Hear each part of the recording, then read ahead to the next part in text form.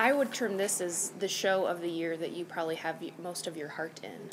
Yeah, there's something about, there's some performances where they're just a great time, and you go and you celebrate, and it's either to walk down memory lane or just fun. It's a party.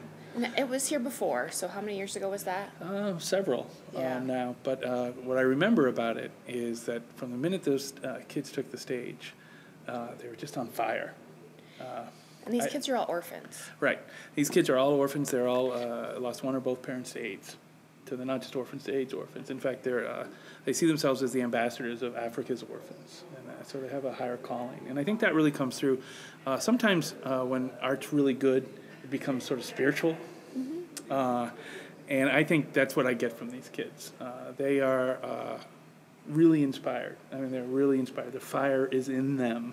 And I think this was one of the shows that you might have cried at last time. This is the kind of stuff that really does get me. And I can tell you when, at the end of the show, I mean, one of the things they do, these kids come from the third poorest nation in the world, and they come off the streets as orphans. And so they have no future. Their country has very little future and hope. And they basically audition. So all these kids are great performers. But the deal is they get sort of taken care of as they grow up and educated. That's the most important part. And then when it comes time, when they turn 18 and it's time to go to college, they get university paid for too. Oh, wow. And so when they're out, they're not earning a salary or anything. What they're doing is they're making money for them and for other kids, other orphans that didn't pass the audition but are under that same kind of support. So here you have kids who literally come from a worse situation than anyone in America can imagine. Yep. It's the worst. There's just no social safety net. There's nothing, zero. And they've lost a parent to a terrible, terrible disease, or both parents to a terrible, terrible disease. They've been on the street, and suddenly when they have this chance, they just seize upon it. And these kids are inspired and skilled. I mean, they're great performers. So do they learn the dancing and singing like as growing up, or is it kind of like as they go? And in fact, you'll see. It depends on the kid too, of course, and the skills they have. But there are some songs that are easier, so they're the kids' songs. And then sometimes there are songs that have voices that you really need that sort of a boy who hasn't had his voice change yet, so he'll sing that part. There's also, within the African tradition, there's an elders teaching youngers kind of thing. And you see that, I think, on stage sometimes. You'll see some of the older kids, and then there's some of the younger kids, and they're clearly following the older kids and learning those dances.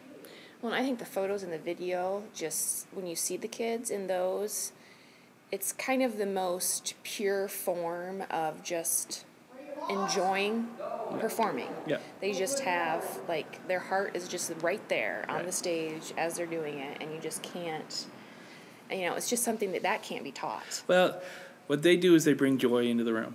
Yeah. And that joy fills the room. And so I love shows that when I walk out, I'm happier than when I walked in. And I maybe have a little more hope for the future. And the part I remember the most from the last time they were here was at the very end, they introduced themselves, I think. Yeah.